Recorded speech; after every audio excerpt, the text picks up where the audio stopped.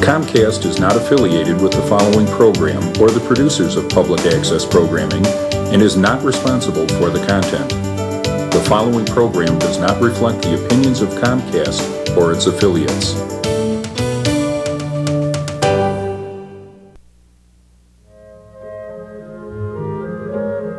InnerQuest explores various pathways through which you can connect with the infinite wisdom of the universe and apply it to personal, professional, and spiritual growth. This program, featuring accomplished practitioners, educators, and authors, is provided by Infinity Foundation, an innovative center for holistic studies and research. We invite you to share this journey with us.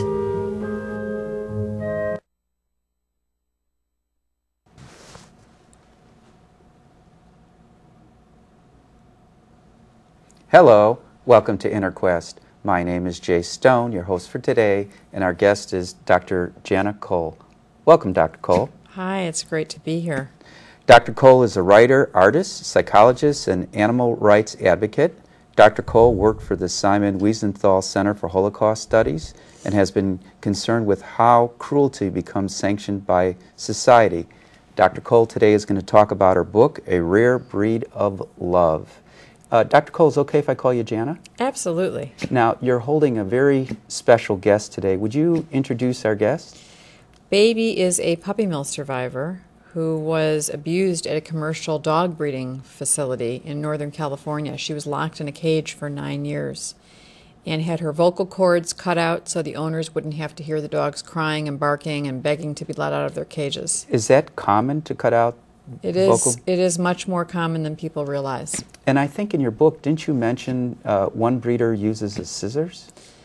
One of the women who we spoke to and the place where Baby came from, when we were horrified and asked her to explain this procedure, she said they just stuck some sort of a scissors-like implement down their throat and cut their vocal cords. We've also heard of cases where they ram a metal pipe down their throat to sever the vocal cords. So, I mean, it's so beyond belief, it's so barbaric, but it happens, and people ask me all the time, are these people in prison for what they did? Are they in jail for umpteen years? And the answer is no, that puppy mills are legal, and that's one of the things that we are hoping to change, is to outlaw them. Now, Baby has only 3 legs. Will you tell our audience why she only has 3 legs? Yeah, Baby, being locked in a cage for 9 years, never got any exercise. These dogs, 24/7, they never get to walk on grass. They don't get to see the sun.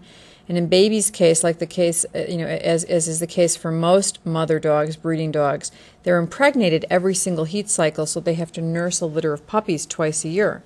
And every time they nurse a litter, it leaches calcium from their bones. Mm-hmm. And that creates osteoporosis to such a catastrophic effect that when Baby was rescued on the 2nd day of her freedom, she jumped off a low couch at her foster mom's house and shattered this front leg. And the vet tried to set it 3 different times. He put pins and plates in, but he said the bones would not fuse. They were just too thin and brittle, and he had to amputate the leg. Now, Baby also has a tattoo on her. Yeah. Can you possibly show that for our audience? Sure. Come here, sweetie. Let's see. Right there. Yeah, a camera's picking it up. And that number 94, this is their bookkeeping method. They tattoo numbers in the dog's ears as a method of bookkeeping, and that, we believe, is the year she was born, so that would make her 14 now. Mm-hmm. Is there a particular reason why she's tattooed with the year she's born? I suppose they're too lazy to write it down in a book. Does it have to do with breeding, like after so many years? That's right. When the dog gets too old, becomes too old to breed, and it's usually around the age of 9, that dog is either killed on the spot, sometimes horrifically sold to a medical research lab so they get to endure more years of torture. And in some, rare instances, they're rescued by a rescue organization and they find their way into a loving home, for the first time in their lives. And also, in some cases, they're sold at auctions. So there's a variety of ways that they dispose of these what they call spent breeders. Mm-hmm. Now, Baby had her name before you Yeah, got her? it's really quite a touching story. The woman who rescued Baby, we call her the Drive-By Angel. Actually, the person who named her the Drive-By Angel is a composer who wrote the companion album for this book. And this woman, was just driving by this place and happened to, decided to knock on the door one day. She had seen this place in her neighborhood for 20 years and always knew about it and wondered about it and saw puppies for sale sign by the side of the road and just decided on that fateful day she was going to knock on that door. And she asked what dogs were available, and the woman said, well, we don't have any puppies now, but come back in a while. And she said, well, she persisted, this drive-by angel persisted and said, do you have any older breeding dogs? And the puppy mill owner brought Baby out along with about 6 other spent breeders, dogs too old to breed anymore, and said that she was going to kill all the dogs because they were useless to her. Is that legal to kill a breeding dog? I imagine it varies state to state. I don't really know, what the statutes or laws are state by state. I know that there's no federal legislation. I imagine it varies. I think that when you are a commercial business, an animal-based business, you pretty much have license to do whatever you want to these animals. We see that all the time. So I imagine they call it euthanasia. They put a nice spin on it, and they say they're euthanizing the animal because the animal is too old or too sick or whatever. But in Baby's case, and in the case of some of these other dogs, they were perfectly healthy. Now, So, yeah. Have you finished telling the story how Baby got her name? So the woman, the Drive-By Angel, took her home, and she was only able to rescue Baby and unfortunately couldn't take the other dogs. And she had small children at home, and they noticed that everything was new to Baby. Actually, she was number 94 up until then. And they said, Mommy, everything is new to her, the furniture, the grass, toys, everything. She's just like a baby. And that's how they gave her the name Baby. Mm-hmm. Now, I know you have lived a life of compassion and public service, and you were doing that before Baby came into your life. But how has Baby changed your life? Well, for one thing, I would never buy a dog or any animal from a breeder after the experience of rescuing a homeless, needy dog. I would never purchase a dog again. So it taught me that lesson, and it taught me the powerful bond you can have with a rescue animal. Before Baby, I had bought a dog from a breeder, not a puppy mill. She was a show breeder. And I loved that dog. I adored him. He was a standard poodle. His name was Blue, and he was absolutely marvelous. I just adored him.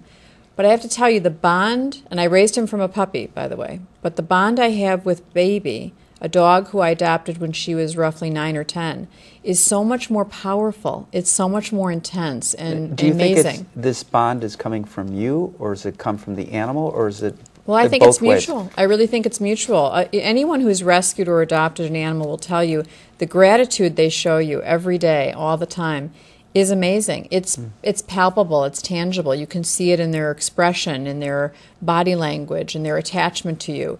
And that's been confirmed by every single adoptive dog mom or dad I've ever spoken to. So, and then, of course, I think the human also responds in kind. There's something that just feels good in us as humans to give, to nurture, to provide a loving home to a creature, whether human or non-human, who needs you. It's just a wonderful feeling. Now, before you got Baby, you were going to buy from a breeder, and then somebody took you to a puppy mill. Yeah, like a lot of unsuspecting consumers, I was ready to buy a puppy on the internet. After my dog passed, I wanted to get another dog, and I went online and I found a puppy site where hundreds of breeders advertise, and I was ready to send this breeder my money. And I mentioned it to a friend of mine, and she said, oh, no, you can't do that. It'll come from a puppy mill. And I said, what's a puppy mill? At that time, I had no idea, which was strange because I actually knew a lot about animal welfare in other industries. I knew about factory farming, and I knew about, it looks like Baby's maybe a little bit thirsty. Mm-hmm. I think maybe somebody will bring you a dish of water in a second, okay?